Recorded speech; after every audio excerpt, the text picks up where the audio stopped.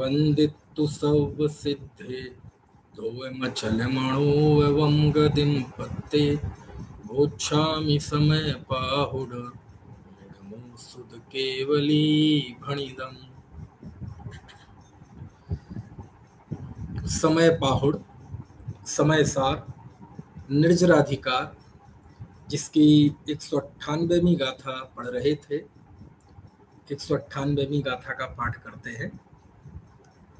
उदय विवागो विविहो कम्माणं वर्णिदो जिणबरेहिं रणतुते मध्य सहावा जान विभावो दुअहमेको। कर्म के उदय का विविध प्रकार का विपाक जिन वरेंद्रों ने कहा है वह मेरा स्वभाव नहीं है, मैं तो एक ज्ञायक भाव हूँ। ये 198वीं गाथा, जिसमें आचार्य ने एक पंक्ति में सारी दुनिया में जो जो जीव के साथ परिस्थितियां बनती हैं कर्म के उदय अनुसार, उन सबको एक पंक्ति में रिप्रेजेंट किया, प्रस्तुत किया कि दुनिया में जो विविधता दिखाई दे रही है, दुनिया में जो कुछ भी दिखाई दे रहा है, वो सब कर्म के उदय की विचित्रता है। और ये बात भी जिनेंद्र देव ने कही है, बल्कि जिनेंद्र ने कही है, बहुवचन, जिनवरेंद्रों ने ऐसा कहा है। तो जो वेरिएशन दिखाई देता है, विविधता दिखाई देती है सम्यक दृष्टियों के जीवन में, उनकी जीवन शैली में, वो सब उदय की विचित्रता है। गतियां अलग अलग हैं, उदय भाव अलग अलग हैं, शरीर अलग अलग हैं। तो ये सब दृग क्षेत्र काल भाव की भिन्नता, उदय की भिन्नता, ये उदय की भिन्नता से कभी कभी हमें ऐसा समझ में नहीं आता कि सम्यक दृष्टि भोगों के बीच में रह के कैसे वह बैरागी रह सकता है। लेकिन कुंद कुंद देव इस बात को बहुत अच्छी तरह से बताते हैं। देखो, ये 8 कर्मों की बात हुई। अब आगे 199वीं गाथा में आचार्य कहते हैं कि ये जो राग है, ये जो राग कर्म के उदय जन्य जो परिस्थितियां हैं, आघाती कर्म के उदय से शरीर आदि की जो स्थिति बनती है, संयोगों में जो स्थिति बनती है, तो सब 9 कर्म है। कर्म के उदय से होने वाले कर्म के सहयोगी 9 कर्म। लेकिन एक भाव कर्म भी होता है, यानी राग द्वेष के परिणाम। तो जो राग द्वेष के परिणाम है, औदयिक भाव है, वो भी मेरा स्वभाव नहीं है, उनमें भी मैं नहीं हूं कहीं। ये आचार्य 199वीं गाथा में बताते हैं। देखो जरा पढ़ते हैं।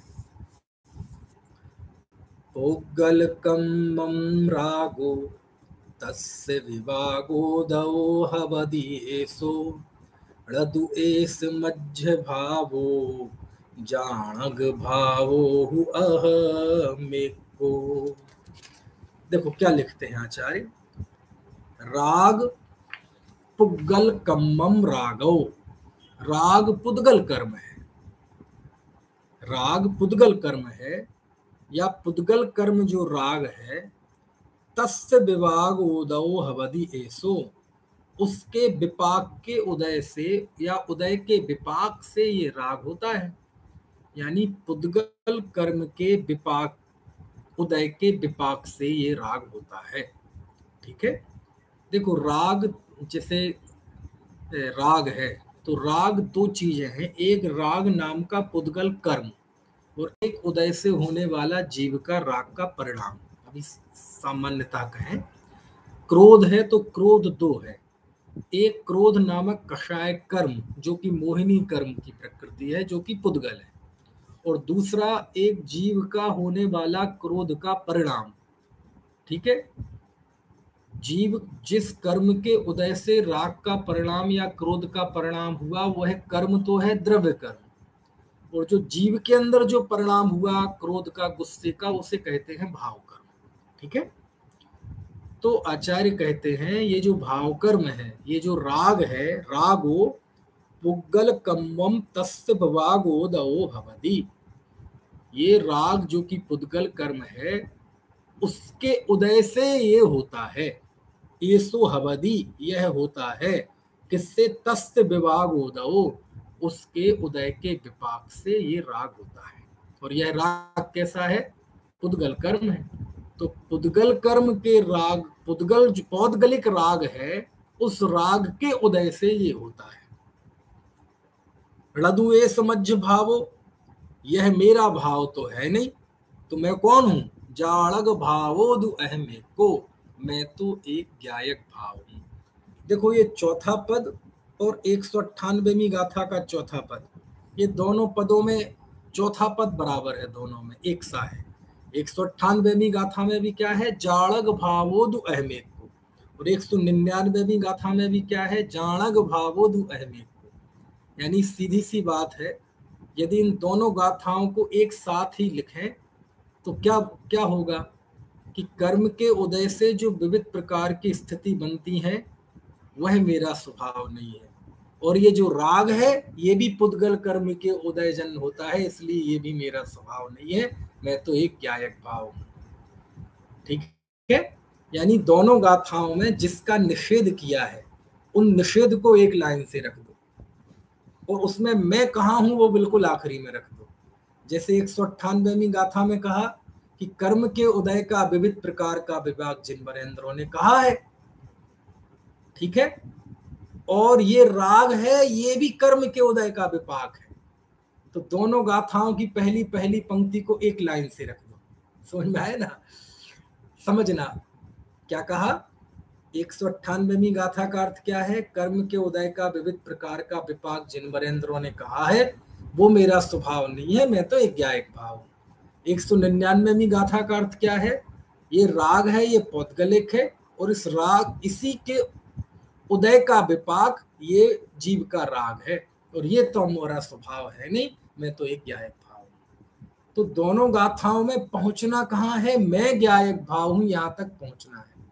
ठीक है, लेकिन दोनों गाथाओं की ऊपर की दोनों लाइन को मिला दिया जाए और नीचे की लाइन को आखिरी में लिया जाए तो बिल्कुल कितना सिंपल, दोनों गाथाएं बिल्कुल एक ही बात तक पहुंचती है।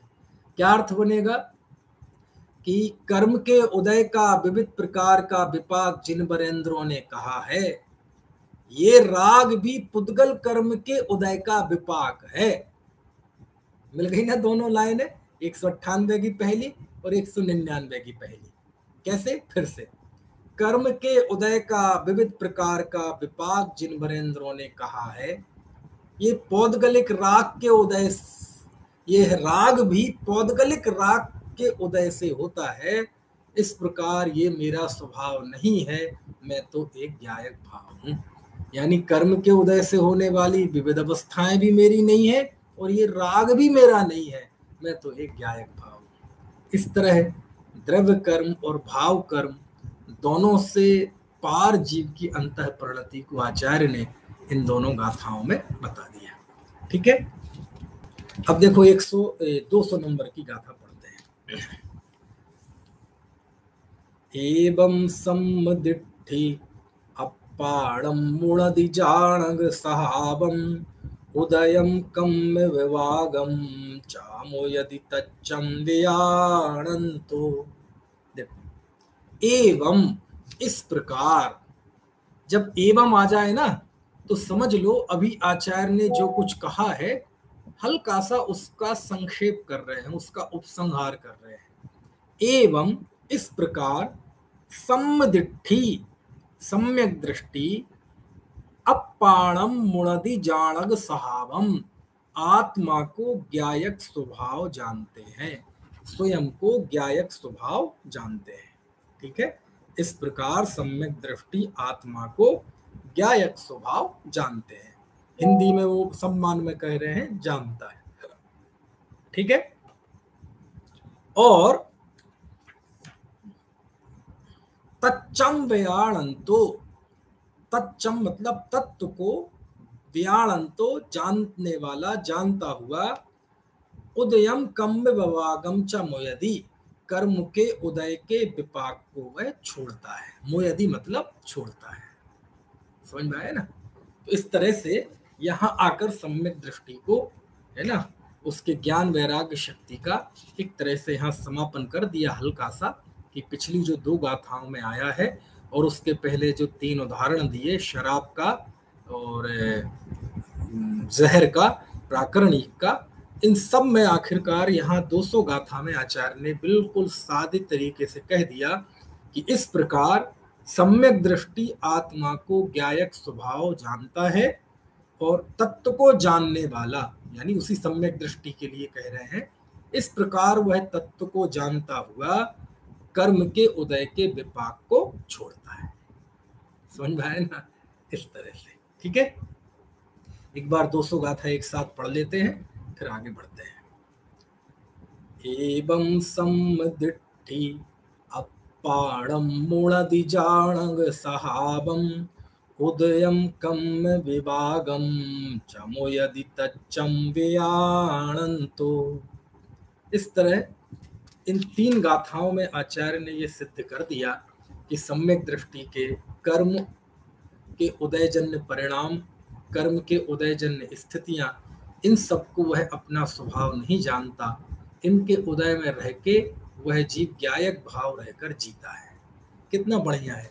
अब चूंकि इन सब की इसकी चर्चा अपन पहले काफी कर चुके हैं, गाथाएं पढ़ना तो एक समझ लो बस पढ़ना था ताकि हम उस भाव से जुड़ जाएं, लेकिन कितना स्पष्ट है कुंद कुंद देव की वाणी में।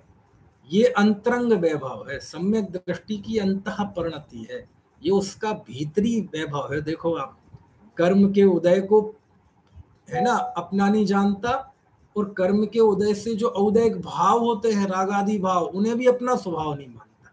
समझ में आया ना? अच्छा एक बात बताइए, मान लो कोई जीव कर्म के उदय को और राग को ही अपना स्वभाव मान ले तो क्या होगा? जो जीव राग के स्वभाव को, राग को अपना स्वभाव मानेगा, उसके राग का कभी अभाव ही नहीं हो सकता, क्योंकि जिसको स्वभाव जान लिया उसका अभाव कैसे होगा? समझ में है ना? तो राग करता हुआ दिखाई तो देता है, तो करता हुआ दिखाई नहीं दे रहा है, बस वो उदय की जन्य अवस्था हो रही है उसके, वह भी उसका ज्ञाता दृष्टा है। क्योंकि कई बार होता है ना, कई बार कि चूंकि अभी वो बीतरागी तो हुआ नहीं है चारित्र में, अभी मुनि तो हुआ नहीं है, अभी गृहस्थ है, भोगों के बीच में है, लेकिन सम्यक दृष्टि है, आत्म वैभव प्रकट हुआ है, भीतर में ज्ञायक पने की अनुभूति है। तो ये सब होते हुए भी क्या करे, अभी कर्म का उदय है ना, तो उदय भाव एक ऐसी थोड़ी विचित्र स्थिति है कि जैसे आपने देखा होगा कभी, उदाहरण तो जरा ऐसा ही सा है, बस मेरी बात समझ लेना क्या भाव है। जैसे कई बार होता हो ना कि किसी को किसी चीज का, जैसे किसी को चाय का नशा लग जाए, चाय का नशा मतलब चाय पीने की आदत, वो दिन में सुबह उठ के है ना नाश्ते में चाय ना पिए तो उसका समझ लो चलता नहीं है। यदि वो सुबह उठ के चाय ना पिए तो उसका सिर दुखने लगेगा, उसे थोड़ा अनईजी फील होने लगेगा। ऐसा होता है ना कईयों को। मैं उदाहरण गांजे का भी दे सकता था, शराब का भी दे सकता था, अफीम का भी दे सकता था, कोई भी नशे वाली चीज का दे दे, लेकिन इससे अच्छा तो चाय है। चाय का भी अपना एक नशा होता है ना? हालांकि चाय मैं भी पीता हूँ, लेकिन मुझे ऐसा कोई नशा नहीं है कि नहीं मिलेगी तो मुझे कोई अनईजी फील होगा। लेकिन कई बार होता है, कई लोगों को चाय का ऐसा नशा हो जाता है, अब वो चाय छोड़ना भी चाहता है, चाय छोड़ने की कोशिश भी करता है, और कदाचित चाय मतलब बहुत कम कर दी ले, है ना, लेकिन अब उसने नहीं पीना है, नहीं पीना है चाय। लेकिन कई बार वो ऐसी तलब लगती है, उस व्यक्ति को ऐसी तलब लगती है ना, कि देखो चाय मुझे छोड़ना है, छोड़ना है, छोड़ना है, छोड़ना है, नहीं पीना है, नहीं पीना है, सिर दुख रहा है, अनईजी लग रहा है, बेचैन हो रहा है, चलो थोड़ी से पी लो। अब देखो, वो चाय छोड़ना भी चाहता है, मन से छोड़ना चाहता है, छोड़ने की कोशिश भी कर रहा है, लेकिन तब भी उसने पी लिया आधे कप चाय। समझ में आए ना? तो आप यही ऐसा ही समझ लीजिए कुछ, कि सम्यक दृष्टि ज्ञानी पुरुषों के भी ऐसा ही होता है। श्रद्धा से भोगों को वो उपादेय नहीं मानते, अपना स्वरूप नहीं मानते, विषयाशक्ति को वो हे मानते हैं, उनके प्रति उनकी स्वामित्व बुद्धि नहीं है। ये सब होते हुए भी कर्म के उदय की, जिसे वहां उदाहरण में तलब कह रहा था मैं, ऐसी कर्म के उदय की स्थिति ऐसी है कि जैसे वो, जिसे किसी को खुजली हो जाए ना, दाद हो जाए, तो दाद में खुजली हो रही है, खूब जोर से खुजली हो रही है, अब ना तो खुजाए बिना रहा जाता है, अब वो खुजली करता है, और खुजली करता है तो थोड़ा आराम भी मिलता है, लेकिन उसे पता है ये खुजली करना ठीक नहीं है। समझ में आया ना। ऐसा भी उदाहरण आता है कि जब कान में बहुत दर्द होता है तो उसमें बकरे का मूत्र डलवाते हैं। क्यों? कौन चाहेगा बकरे के मूत्र को कान में डलवाना, लेकिन पीड़ा इतनी ज्यादा होती है कि वो डलवाता है कान में। समझ में आया ना। तो ऐसी ही स्थिति बनती है। कई बार वेदनीय कर्म की ऐसी तीव्र उदीर्णा हो जाए, दुख की या सुख की, कि वो व्यक्ति बह जाता है। कभी कभार मोह की ऐसी तीव्र उदीर्णा हो जाए, तीव्र क्रोध, तीव्र मान, तीव्र माया, तीव्र लोभ, अनंतानुबंधी नहीं, अप्रत्याख्यानावरण संबंधी तीव्र ऐसा उदय आ जाए कि व्यक्ति बह जाता है। कभी उदय में बह जाता है, कभी औदयिक भाव में बह जाता है। तो ये होता है, ये भी यथार्थ है, ये भी उस पर्याय का सत्य है। लेकिन कुंद देव उस पक्ष को छूना नहीं चाहते। कुंद देव उस स्थिति में भी रहने वाली जो उसके अंदर की सामर्थ्य है, अंदर का पौरुष है, अंदर का निर्लिप्त भाव है, मैं एक ज्ञायक भाव हूं, ये जो भाव है, कुंद देव उसके उस व्यक्तित्व को उभारना चाहते हैं। तो दूसरा जो व्यक्तित्व है, बोले वो दूसरा व्यक्तित्व तो जग जाहिर है, उसको भी दिखाई दे रहा है, और शास्त्रों में सर्वत्र औदैहिक भावों की चर्चा है। समझ में आया ना। आचार्य कुंद तो उसके उस ज्ञान वैराग्य शक्ति को उभारना चाहते हैं जो आमतौर पर जिसकी कोई चर्चा नहीं करता है ना। शास्त्रों में भी उस अंदर के ज्ञान वैराग्य शक्ति की चर्चा कम ही आ पाती है, इसलिए कुंद देव उभारते हैं इसको। समझ में आ रही है बात की नहीं। मैं आपसे पूछता हूँ, ये कई लोग कमर में पट्टा लगाते हैं, लगाते कि नहीं कमर में, या कई लोग वो ये सर्वाइकल का पेन होता है तो गर्दन में वो पट्टा लगा लेते हैं। अब कोई कहे कि वाह भाई साहब, आपकी गर्दन में जो लगा हुआ पट्टा है वो बहुत सुंदर लग रहा है, आप इसमें जच रहे हैं, तो उसको सुनकर कैसा लगेगा? किसी का हाथ फ्रैक्चर हो जाए और हाथ में प्लास्टर बना हो और ऐसा गले से लटका के घूम रहा हो, और कोई कहे अरे ये क्या हुआ, प्लास्टर, ओ ये तो आप पे बहुत जम रहा है, इतना जच रहा है आप पे प्लास्टर, कितना बढ़िया, तो कैसा लगेगा? कोई चश्मा लगाए हुए इतना मोटा, ठीक है, बहुत पावर का, और कोई कहे आप पे चश्मा जमता है, तो कैसा लगेगा? कहते देखो भैया, ये कोई सौंदर्य की चीज नहीं है। अच्छा सौंदर्य की चीज नहीं है तो उठा के फेंक दो इस चश्मे को, क्यों लगाते हो? सौंदर्य की चीज नहीं है तो ये पट्टा निकाल के फेंक दो, क्यों लगाते हो? देखो भैया, ये लगाना पड़ता है, लेकिन लगाते हुए भी ये मेरे लिए कोई सौंदर्य की चीज नहीं है। अब एक व्यक्ति पट्टा लगाए है, लगाए हुए दिख रहा है और याद रख के लगाया है, लेकिन लगाते हुए भी हकीकत में क्या वो एक पल के लिए उस पट्टे को अपना मानता है? क्या हकीकत में वो इतनी मोटे जो चश्मा लगा रखा है एक सेकंड के लिए भी उस चश्मे को अपना मानता है? नहीं मानता। ऐसी स्थिति है। समझ में आया? चलो ये तो हुए भोगों की बात। कई बार मोह का भी ऐसा तीव्र उदय आ जाता है, आपको क्या बताऊं। आचार्य कुंद देव थे, कुंद देव के दादा गुरु थे, आचार्य कुंद के गुरु, जिन्हें हम कहते हैं आचार्य माघनंदी। शायद नाम सुना हो आपने, इनका कभी जिक्र आया हो पहले कभी व्याख्यानों में। तो आचार्य माघनंदी थे। आचार्य माघनंदी के साथ बहुत बड़े आचार्य थे। आप समझ सकते हैं ना, ये जो नंदी संघ बोलते हैं ना, आचार्य कुंद नंदी संघ के थे। तो ये नंदी संघ के पहले आचार्य आचार्य माघनंदी थे। इन्होंने एक ऐसा वृक्ष होता है जिसमें पत्ते नहीं होते, उस वृक्ष को कहते हैं नंदी वृक्ष, और ऐसे वृक्ष के नीचे चातुर्मास किया था, और उसी कारण से संघ का नाम पड़ा नंदी संघ। और नंदी संघ के प्रथम आचार्य थे माघनंदी आचार्य। माघनंदी आचार्य के शिष्य थे जिनचंद्र आचार्य, और जिनचंद आचार्य के शिष्य थे आचार्य कुंद देव, जिनका हम समय सार पढ़ रहे हैं। तो माघनंदी आचार्य यानी कुंद देव के दादा गुरु, और इतना नाम था उनका, बहुत ज्ञानी, ध्यानी, तपस्वी। समझ में आया? लेकिन कई बार क्या बताएं, अब इसको उदय की बलवत्ता कह लो, क्या कह लो, होनहार कह लो, जो कहना हो सो वो कह लो। कई बार ऐसी चीजें घटित हो जाती हैं ज्ञानी धर्मात्मा और महापुरुषों के साथ भी, कि वो कोई आदर्श चीज तो नहीं होती, वो कोई आइडियल तो नहीं होती, वो घटनाएं आदर्श बनाने लायक तो नहीं होती, प्रेरणा लेने लायक तो नहीं होती, लेकिन कभी कभार वस्तु स्थिति को, वस्तु के स्वरूप को समझने में ऐसी घटनाओं की बड़ी भूमिका रहती है। तो माघनंदी आचार्य बहुत बड़े आचार्य थे, बहुत ज्ञानी ध्यानी तपस्वी, है ना, बहुत नाम था उनका। लेकिन कई बार हो जाता है ऐसा कि ऐसा मोह का उदय आया उनके कि एक बार वो जंगल से लौट रहे थे, नगर में जा रहे थे या प्रवेश कर रहे थे, तो नगर के बाहर एक कुम्हार का घर था। और कुम्हार के घर में, कुम्हार तो जानते ही आप, अब तो ओबीसी में आते, पिछड़े वर्ग में आते हैं। तो कुम्हार का घर कोई 20 शहरों में तो होता नहीं, गांव के बाहर ही होता है, अलग तरह की बस्तियां होती हैं। तो वहाँ एक कुम्हार का घर था, और कुम्हार ने जो घड़े वगैरह बनाए होंगे ना, वो पक रहे थे।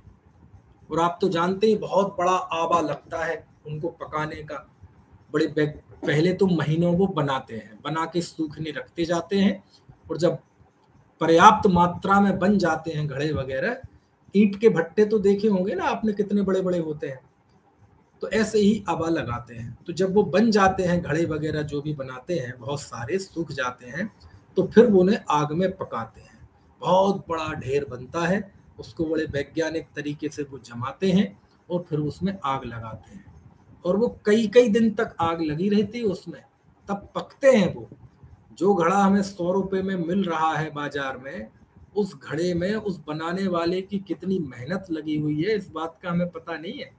आज के नए युवक ने देखा नहीं है कि वो घड़ा कैसे बनता है। यदि वो घड़े बनने की प्रोसीजर, उसमें लगी हुई मेहनत को देख लेना, क्योंकि विजुअलिटी ज्यादा असर करती है, यदि हकीकत में देख लेना, तो वो कभी मोल भाव ना करे। कोई घड़े कोई मांगे 100 रुपए, तो उसे 200 रुपए देने का मन करे, समझ में है ना। खैर, तो वो आग लगी हुई थी, आवा जल रहा था, घड़े पक रहे थे। और कोई एक दिन में नहीं पकते हैं, कई कई दिन तक आग जलती है, वो तब जाके वो घड़े पकते हैं। यानी उनके लिए वो आग लगना बहुत बड़ा मुद्दा है, समझ में आया। महीनों की कमाई लगी हुई है, उसमें मेहनत लगी हुई है, परिश्रम लगा हुआ है, समय लगा हुआ है, और पैसा भी लगा हुआ है। तो जब वो आवा जल रहा था, तो अचानक बारिश होने लगी। तो वो जो एक लड़की थी कुम्हार, इनकी कुम्हार की लड़की, वो रोने लगी, जोर जोर से चीखने लगी, चिल्लाने लगी, क्योंकि उसके लिए तो वो जीवन मरण का प्रश्न था, क्या करे। और उसके जो माता पिता थे, जो कुम्हार कुम्हारिन, वो जंगल गए हुए थे। अब कहानी कुछ यहाँ वहां भी हो सकता है, मैं दावा नहीं कर रहा हूँ कि कहानी जैसी मैं सुना रहा हूँ बिल्कुल लफ्ज दर लफ्ज, शब्द साहब ऐसी ही होगी, हमारा बस भाव समझना आप। तो जब वो लौट रहे थे जंगल से, तो ये यहाँ चिल्ला रही थी, कौन, लड़की, किस बात के लिए, कि अरे, मतलब क्या, आप देखो ना, किसी का घर जल रहा हो, या किसी की जिंदगी भर की कमाई कोई लूट के ले जा रहा हो, या कि महीने 2 महीने की कमाई पानी में बहने जा रही हो, थोड़ा सा भी कुछ हो तो बच्चे चीखने लगते हैं, और लड़की हो तो और ज्यादा चीखती है। तो जब वो आवे में आग लगी थी और बारिश होने लगी, तो वो चीखने लगी, चिल्लाने लगी। तो जब वहां बादल गरजे होंगे, तो जंगल से उसके माँ बाप भी लोग भागे भागे आ रहे होंगे, भागे भागे आ रहे होंगे, होता है ना। आप मान लो छत पे बरी पापड़ सूखने डालने गए हो, और मंदिर में हो आप, और मंदिर में पूजा करते हुए बादल गरजने लगे, बारिश होने लगे, तो आपको घर पे रखे हुए, छत पे रखे हुए सूखने के लिए उनकी वो क्या कहते हैं, बड़ी पापड़ की याद आएगी कि नहीं, आप एकदम भागेंगे कि नहीं। तो ऐसे ही हुआ। तो वहां से उनके माँ बाप जंगल से भागे, बारिश होने वाली थी तो, और फिर तो होने ही लगी, और यहाँ इनकी लड़की चिल्ला रही थी। तो ये सीन था, और वहीं से आचार्य माघनंदी निकल रहे थे। और आचार्य माघनंदी निकल रहे थे, तो ऐसा भी कहते हैं कि उस आबे में एक बिल्ली और बिलाव का जोड़ा जल रहा था, उनके लिए जान का खतरा था। तो जो भी रहा हो, कुल मिला के माघनंदी आचार्य, उनको रिद्धि थी, तो उन्होंने जाके उस आबा के अग्नि के ऐसे चारों तरफ चक्कर लगाए, और चक्कर लगाए तो उस स्थान पर बारिश आना बंद हो गई। समझ में आया ना? इसका मतलब माघनंदी रिद्धिधारी थे। समझ में आया ना? तो ऐसा अब कहानी है, कहानी को कहानी तरह से लेना, और उस उतने जगह पे वो बारिश गिरना बंद हो गई। समझ में आया? अब दूर से उनके माता पिता दौड़े दौड़े भागे भागे चले आ रहे थे, और उन्होंने क्या सीन देखा कि एक व्यक्ति चारों तरफ अग्नि के चक्कर लगा रहा है, और जब माघनंदी मुनि चारों तरफ चक्कर लगा रहे थे तो वह लड़की भी उनके पीछे पीछे चल रही थी। और इस दृष्टि से देखा जाए तो उन्होंने लड़की के साथ अग्नि के फेरे ले लिए। समझ में आए ना? और जब ये सीन उनके माता पिता ने देखा, लड़की के माता पिता ने, तो उन्होंने कहा कि भैया अब तो आपने मेरी लड़की से शादी कर ली। बोले अरे नहीं नहीं, हम तो भैया हम तो मुनि हैं, साधु हैं, आचार्य हैं। बोले नहीं नहीं, जो भी हो पहले सोचना चाहिए था, आपने मेरी लड़की के साथ फेरे ले लिए। ऐसा उन्होंने कहा। अब आप दामाद हो गए हमारे। और जो कुछ भी हुआ, क्या बातचीत हुई होगी उनके बीच में भगवान जाने, लेकिन आप समझ सकते हैं कि एक संघ के आचार्य, बहुत बड़े ज्ञानी ध्यानी तपस्वी, उनके साथ ऐसी घटना हुई और वो कह रहे हैं कि नहीं, पहले सोचना चाहिए था। अब तो आपने हमारी बेटी से शादी कर ली है, अब आप साधु नहीं रहे, अब हमारे जमाई हो गए। जो कुछ भी हुआ, अंततः माघनंदी मुनि का भी ऐसा मोह का उदय आया, ऐसी मोह का उदय आया, उदीर्णा हो गई कि उनका भी परिणाम गिर गया और उन्होंने भी मुनि पद छोड़ दिया। समझ में आया ना? और उन्होंने उस शादी को मान लिया और वही घर जमाई बन के रहने लगे। किसके यहाँ? समझ, किसके यहाँ? वो कुम्हार के यहाँ। अब आप सोचो, ऐसी भी उदय की स्थिति आ जाती है। ऐसा तीव्र मोह का उदय आया कि माघनंदी मुनि जैसे बह गए। मैं बता रहा हूं ना, ऐसी घटनाएं कोई प्रेरणा बनाने लायक नहीं होती, ये कोई हमारे लिए आदर्श स्थिति नहीं है, लेकिन ऐसी घटनाओं से कभी कभी वस्तु का स्वरूप पता चलता है कि ऐसी भी स्थिति आ जाती है मोह के उदय में। समझ में आया ना? ऐसी स्थिति आ गई और वहीं पे रहने लगे। अब सोचो उनके सामने क्या बातचीत हुई होगी। कभी कभी, अब जो मैं कुछ साहित्य का विद्यार्थी हूँ, कॉलेज में साहित्य ही पढ़ाता हूँ, पढ़ाते हुए भी विद्यार्थी ही हूँ, तो कभी कभी अब मैं साहित्यिक दृष्टि से सोचता हूँ और कल्पना करता हूँ कि यदि मान लीजिए इस संवाद को मैं लिखूंगा तो क्या संवाद हुआ होगा। हम सब गृहस्थ हैं और उस दृष्टि से सोचें तो आपस में क्या बातचीत हुई होगी। महाराज श्री ने कहा होगा नहीं नहीं, मैं तो नहीं करूंगा, अरे मैं शादी हो भी गई तो मैं क्या खिलाऊंगा क्या पिलाऊंगा ऐसे, मैं तो बाबा हूँ। समझ में आए ना? मेरा तो कोई घर नहीं, मेरा तो कोई परिवार नहीं, मेरी तो कोई नौकरी नहीं, मेरी तो कोई दुकान नहीं, है ना? मैं शादी मान भी लूंगा तो कैसे क्या करूंगा। तो फिर कुमार ने प्रस्ताव दिया होगा, अरे आप चिंता क्यों करते हैं, आपको मैं काम सिखाऊंगा, आप बैठिए, मैं आपको घड़े बनाना सिखाऊंगा, आप यहीं रहिए, है ना, आप मेरे ही घर पे रहिए, आप मेरे बेटे जैसे हैं। ये सारी बात हुई होगी कि नहीं? समझ में? अरे साहब, लोक में कितनी बदनामी होगी जिन धर्म की। तो पहले सोचना चाहिए था, आप यहाँ आए क्यों? पहली बात तो यार, आप बाबा जी थे, आप बैरागी थे, तो आपने यहाँ देखा क्यों? आप सीधे बिहार कर जाते। आपने यहाँ देखा क्यों? आपने ये उपक्रम किया क्यों? और किया है तो अब तो आप बोलो ये सब चर्चाएं हुई होंगी। अंततः हुआ ये कि वो वहीं घर जमाई बन के रहने लगे, चक्कर चनाने लगे। समझ में आया? अब देखो, यदि देखा जाए तो अभी भी वो सम्यक दृष्टि है। चारित्र से भ्रष्ट तो हो गए, लेकिन अभी श्रद्धा से भ्रष्ट नहीं है। और जब कुंद कुंद देव ने दर्शन पाहुड़ लिखा, और दर्शन पाहुड़ में एक गाथा लिखी, अष्ट पाहुड़ में पहले ही पाहुड़ है ना, दर्शन पाहुड़। दंसण भट्टा भट्टा दंसण भट्ट सड़म सिद्धंति चरिय भट्टा दंसण भट्टा अड़थि सिद्धंति। कुंद कुंद देव कह रहे हैं कि जो व्यक्ति चारित्र से भ्रष्ट है, है ना, वह तो मोक्ष मार्ग पा सकता है, लेकिन जो दर्शन से भ्रष्ट है वह तो भ्रष्ट है, उसे निर्माण की प्राप्ति नहीं हो सकती।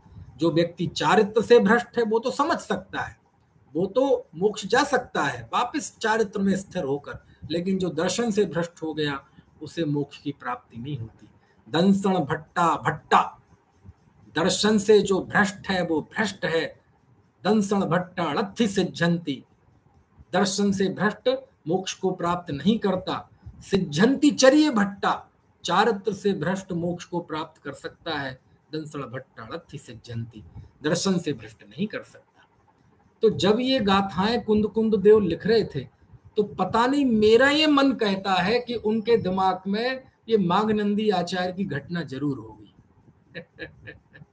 समझ में आया ना, ऐसा मुझे लगता है। अब हकीकत क्या है मुझे नहीं पता, लेकिन कई बार जब कोई कवि लेखक ज्ञानी आचार्य कुछ लिखते हैं तो कई बार उनकी गाथाओं में उनके पर्सनल इमोशंस भी दिख जाते हैं, और मुझे उनके इस विवेचन में उनके पर्सनल इमोशंस थोड़े दिख रहे हैं कि उनके सामने ये माघनंदी आचार्य के चरित्र से भ्रष्ट होने की चर्चा ताजी थी, क्योंकि कुंद आचार्य के गुरु थे ना, तो उनके समय में उनके भ्रष्ट होने की ये चर्चाएं बड़ी आम रही होंगी।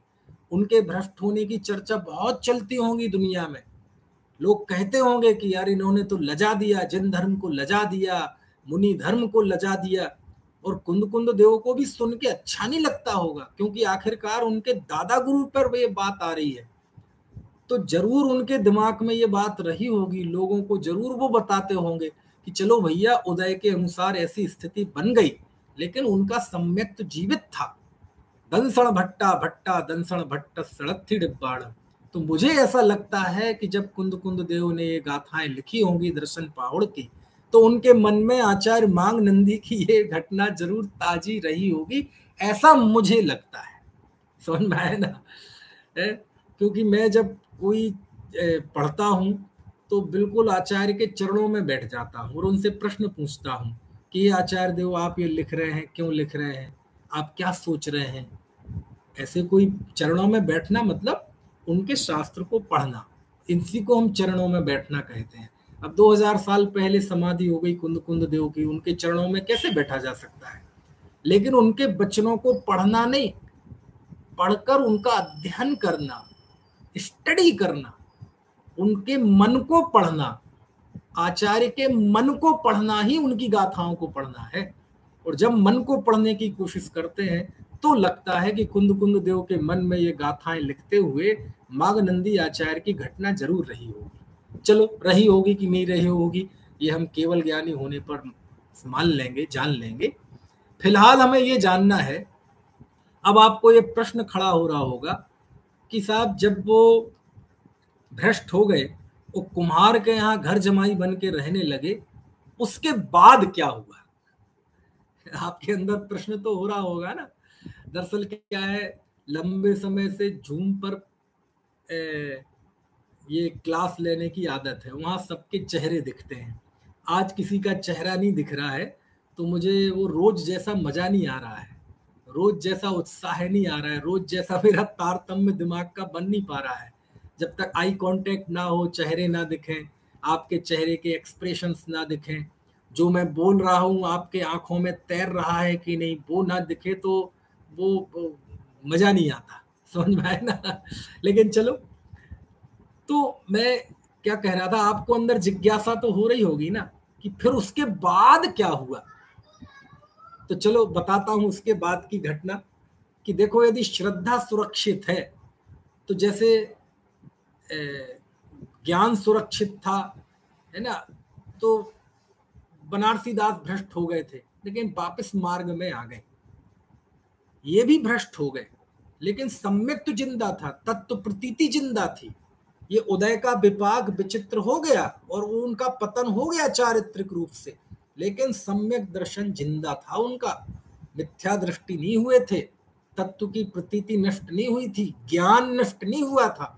और उसका कमाल ये हुआ कि एक बार जब उन्हीं के संघ में कोई प्रश्न आया तो वहां जवाब आया कि भैया इस प्रश्न का जवाब तो मांगनंदी दे सकते हैं, आचार्य मांगनंदी दे सकते हैं इस प्रश्न का जवाब। तो बोले उसी संघ में से एक साधु को भेजा कि आप मांगनंदी आचार्य के पास जाओ और उनसे प्रश्न का जवाब लेकर आओ। कभी कभी तो मैं सोचता हूँ, सच में बहुत भावुक हो जाता हूँ कि ये कहानी जैसी लिखी है बिल्कुल हूबहू यदि वैसी ही है तो कितनी अद्भुत प्रेरणा देती है। यानी मुनि संघ में जब ये प्रश्न आया तो आचार्य ने आज्ञा दी होगी ना कि जाओ इसका प्रश्न का जवाब पूछ के आओ, तो उनके अंदर कितनी पॉजिटिव अप्रोच रही होगी, कितनी सकारात्मक सोच रही होगी कि चलो उदय के अनुसार यदि कोई पतन हो गया तो हो गया, लेकिन पतन और उत्थान ये तो होता रहता है, लेकिन ज्ञान स्थिर रहता है, तत्व निर्णय स्थिर रहता है, व्यक्ति की चेतना स्थिर रहती है।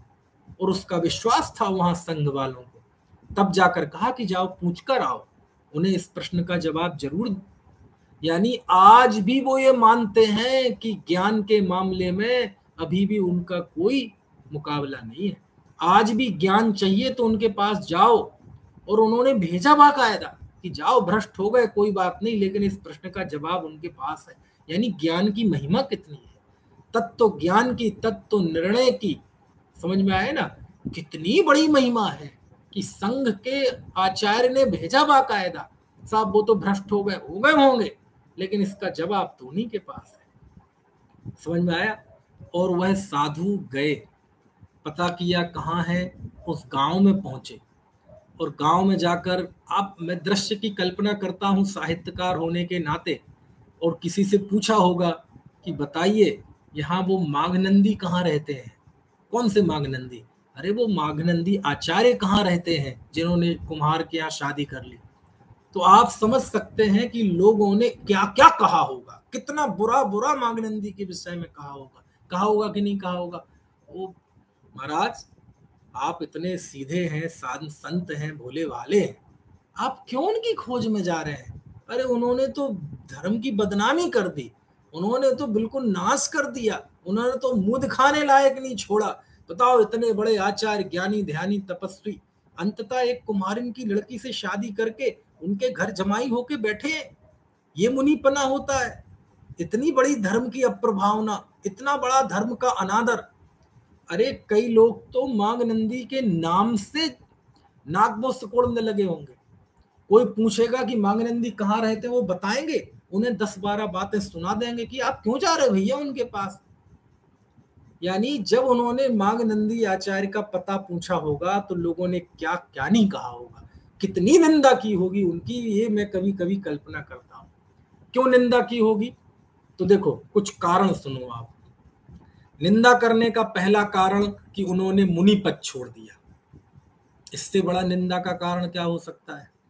क्योंकि शास्त्र में लिखा, यदि कोई मुनि पद ग्रहण करके वापस उसे छोड़ता है तो ऐसा ही है मानो कोई व्यक्ति उल्टी करके बमन करके चाटता है।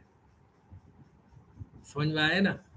इतना बुरा लिखा दीक्षा छेदने को, लेकिन उन्होंने छेद दी। तो पहला निंदा का कारण तो ये था। लेकिन दीक्षा तो समंत भद्राचार्य ने भी छेदी थी। दीक्षा तो मुनि पद तो विष्णु कुमार आचार्य मुनि ने भी छोड़ा था, लेकिन उनकी निंदा नहीं करते। मुनि पद विष्णु कुमार ने भी छोड़ा, लेकिन हम तो उनकी प्रशंसा करते हैं क्योंकि उन्होंने शास्त्र मुनि राजों की रक्षा की थी। बात्सल लंग में मुनि विष्णु कुमार प्रसिद्ध हुए। उन्होंने मुनि पद छोड़ा, लेकिन वो निंदा के पात्र नहीं हुए। समंत भद्राचार्य ने भी मुनि पद छोड़ा था, लेकिन वो सहानुभूति के पात्र हुए। क्या करो, उन्हें भस्मक रोग हो गया था, उस रोग के चलते मुनिचर्या संभव नहीं थी। तो आचार्य महाराज ने आज्ञा दी कि आप गृहस्थ में जाओ, इसका इलाज कराओ, और जब ठीक हो जाए बीमारी तो वापस आना, तब हम दीक्षा दे देंगे। तो विष्णु कुमार ने मुनि पद छोड़ा, लेकिन हम उनकी प्रशंसा करते हैं, रक्षाबंधन के दिन उनकी पूजा करते हैं। समंत भद्राचार्य ने भी मुनि पद छोड़ा, लेकिन हम उन्हें निंदा नहीं करते। क्यों? बीमारी थी, पाप का उदय था। तो कहने का से मुनि पद त्यागा ये निंदनीय नहीं है। त्यागने की वजह क्या थी, क्यों त्यागा, कारण क्या था, इसकी वजह से निंदा हुई। और इन्होंने ना तो कोई प्रभावना के कारण त्यागा, ना कोई बीमारी हो गई थी। क्यों त्यागा? चारित्रिक पतन हो गया, मतलब राग आ गया, मोह में फंस गए वो, और उन्होंने मुनिपद त्याग दिया। तो आप सोचो, काम क्या हुआ ये महत्वपूर्ण नहीं है, काम किन परिस्थिति में हुआ ये महत्वपूर्ण है। मुनिपद त्यागा ये बड़ी बात नहीं है, लेकिन जिस परिस्थिति में त्यागा उस परिस्थिति की वजह से उनकी कितनी निंदा हुई होगी, आप सोचो। एक बात। दूसरी बात, मुनिपद त्यागा, लेकिन विष्णु कुमार मुनि ने शादी तो नहीं की थी ना, समंत भद्राचार्य ने शादी तो नहीं की थी ना। इन्होंने पहली गलती मुनिपद त्यागा, और दूसरी गलती मुनिपद त्यागा और शादी की, दो गलती। तीसरी गलती शादी भी कौन सी की? इंटरकास्ट मैरिज, अंतरजातीय विवाह किया, कुम्हारिन की कन्या से शादी की। वो कुम्हारिन अब मागनंदी आचार्य की जाति की तो नहीं थी, कुम्हारिन की कन्या से शादी। अरे जहां कुम्हारों की बस्ती होती है वहां लोग जाते नहीं है। आज की भाषा में कच्ची बस्तियां, किनारे किनारे नगर के बाहर की बस्तियां होती हैं, वहां कुम्हार रहते। और आज से पुराना जमाना 2000 साल पहले, आज तो कानून है, SC ST एक्ट है, अनेक तरह की कानूनी वो है, जागरूकता है। उस समय उस बस्ती में कोई जाने के लिए तैयार नहीं होता होगा जहां मागनंदी आचार्य रहते थे। तो तीसरी गलती अंतरजातीय विवाह किया। पहली गलती मुनिपद त्यागा, दूसरी शादी की। शादी भी किससे की? गैर जाति की, नीची जाति की कन्या से शादी की, कुमारिन की कन्या से अंतरजातीय विवाह किया। मैं आपसे पूछता हूं केवल प्रश्न है ऐसा, मैं यदि कोई ऐसा काम कर लूं, कोई नीची जाति की स्त्री से शादी कर लेता है यदि, तो आप मुझसे प्रवचन सुनते? मुझे अपने नगर में शिविरों में प्रवचन करने के लिए बुलाते? नहीं बुलाते ना, बुलाना भी नहीं चाहिए। लेकिन ये काम हुआ एक विद्वान से नहीं, आचार्य परमेष्ठी से ऐसा काम हुआ। मुनिपद छोड़ा, शादी की, और शादी भी किससे की? गैर नीची जाति की कन्या से, अंतरजातीय विवाह किया। और चौथी गलती, विवाह करने के बाद घर जमाई बन गए। और घर जमाई की निंदा तो कभी हमारे हिंदी के कवि रहीम से सुनना आप तो बहुत निंदा करते हैं घर जमाई की।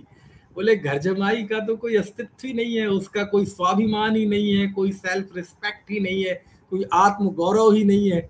घर जमाई तो बिल्कुल ऐसा है मानो शरीर से ही जिंदा है, उसकी आत्मा तो समझ लो मर चुकी है।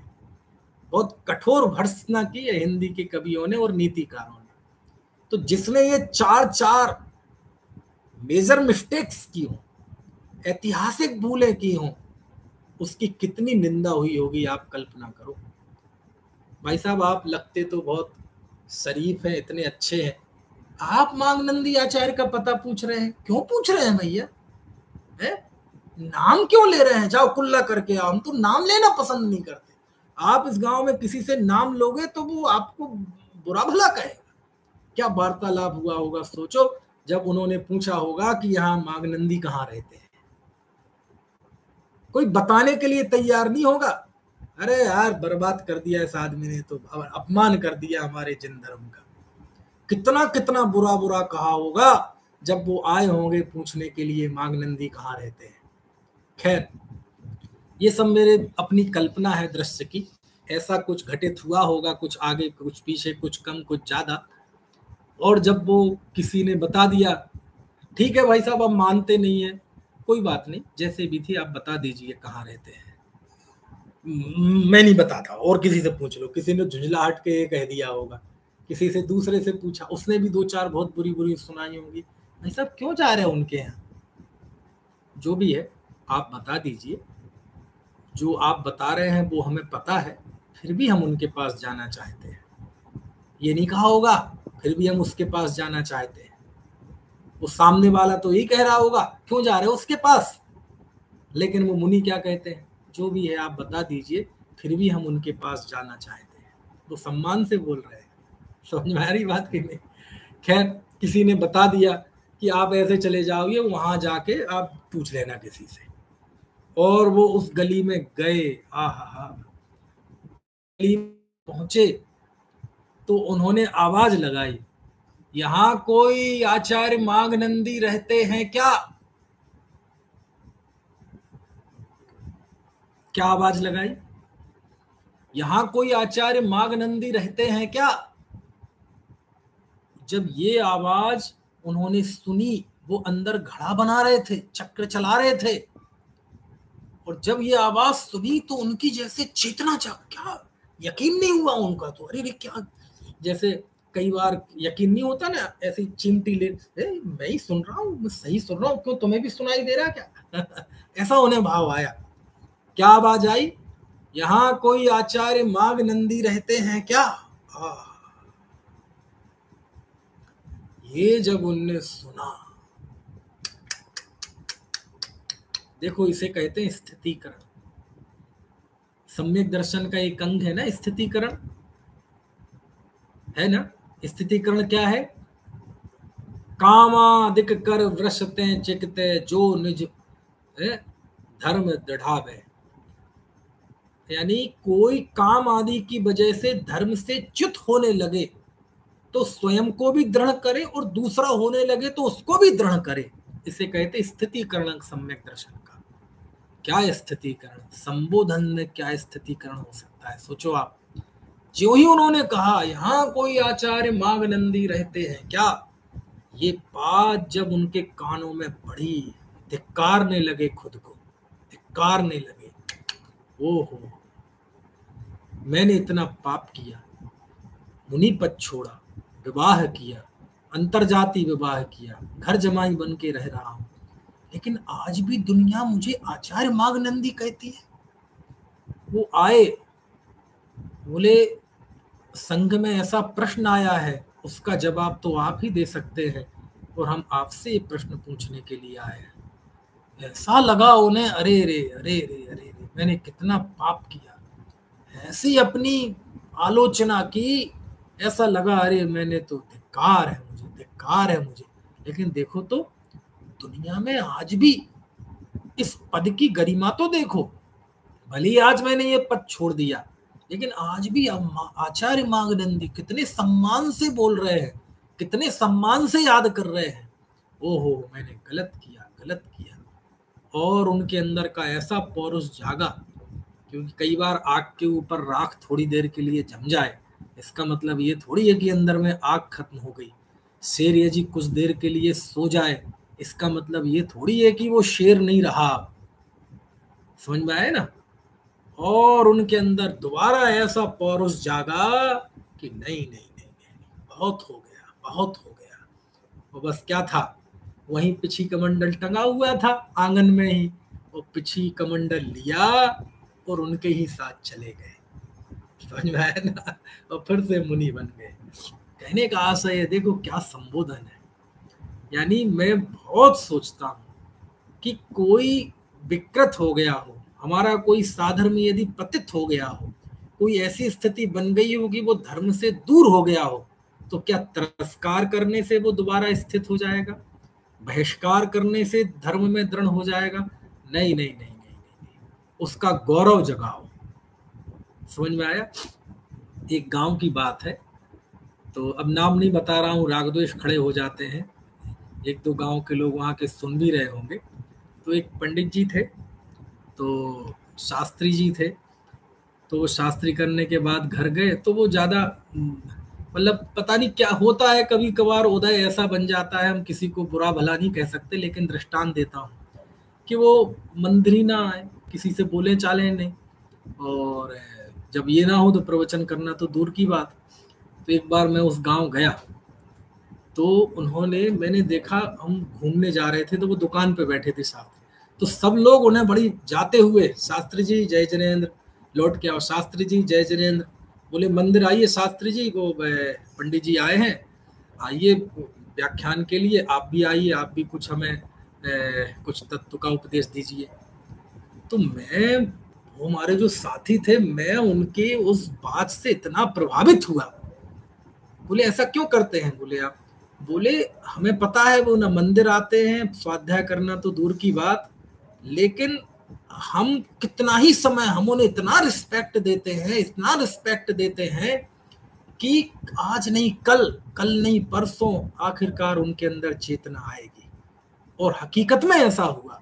कुछ दिन बाद पता चला उनके उस वात्सल्य और सम्मान के उस पॉजिटिव अप्रोच से उनका ऐसा स्थितिकरण हुआ कि अद्भुत जीवन ही बदल गया उनका। समझ में आया ना, और सही अर्थों में शास्त्री बन गए। तो मैंने कहा देखो ये संबोधन क्या चीज होते हैं। एक मैंने घटना में पढ़ा मागनंदी आचार्य की, और एक मैंने ये प्रत्यक्ष देखा। तो ये समझ में आया। और आपको पता, वो मुझे मिले नहीं छंद।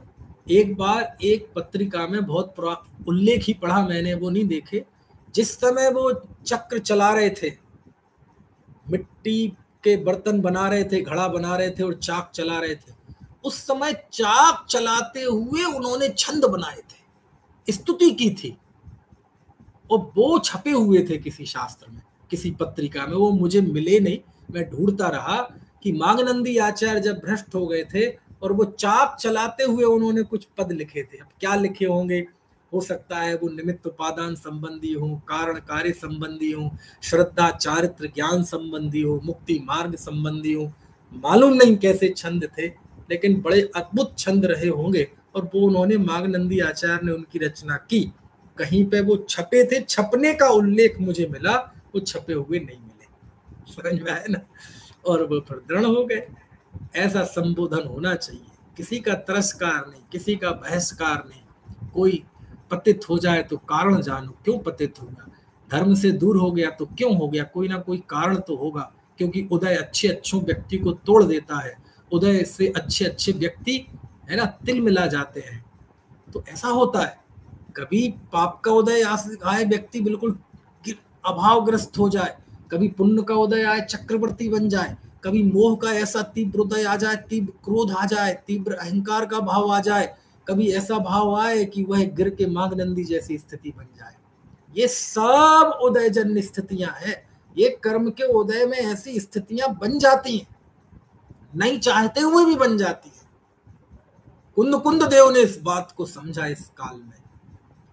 उदय की इस विचित्रता को आप मेरे पास शब्द नहीं है इन सब गाथाओं को बताने के लिए। मैं तो बस कोशिश कर रहा हूं थोड़ा बहुत, जितनी सुगंध आप तक पहुंच जाए, और पूरी नहीं पहुंचेगी मैं जानता हूं। आचार्य जितना कुंद कुंद देव समझाना चाह रहे हैं उतना मैं समझ नहीं पा रहा हूं, और जितना मैं समझ पा रहा हूं उतना समझा नहीं पा रहा हूं। है तो बहुत कुछ।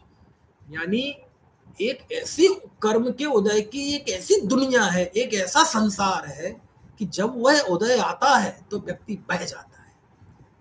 अनेक बार उसके हाथ में चीजें नहीं रहती, कितना ही ताकतवर बलिष्ठ व्यक्ति हो, तैराक हो, लेकिन जब कभी कभार पानी का प्रवाह इतना तेज हो जाता है कि वो भी नहीं तैर पाता, वो भी पार नहीं पहुंच पाता, कुछ देर के लिए वो भी बह जाता है। और जब एक स्थिति ऐसी आ जाती है कि अब वो तैर के पार चला जा सकता है तो फिर चला जाता है। ये बात कुंद कुंद देव ने इस निर्जराधिकार में उभारी है इस बात को, कि उदय का विपाक विचित्र, अनेक प्रकार के कर्म का उदय का विपाक है, वो मेरा मैं नहीं हूं। ये राग है, ये भी पुद्गल कर्म के उदय का परिणाम है, वो मैं नहीं हूं।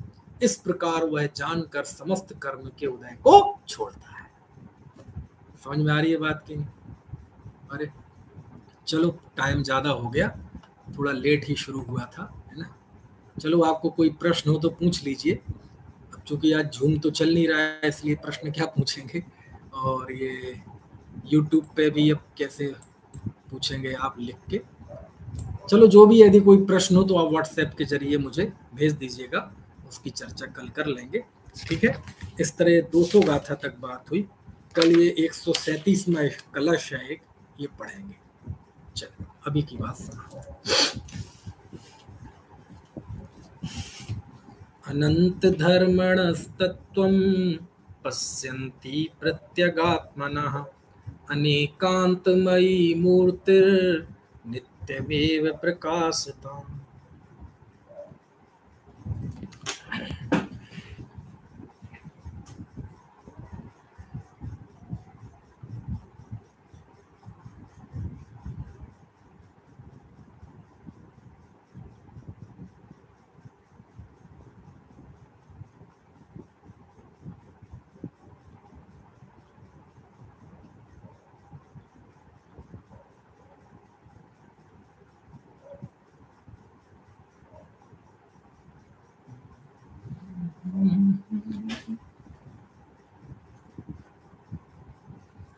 अभी कुछ दिन यूट्यूब पर ही चलेगी क्लास।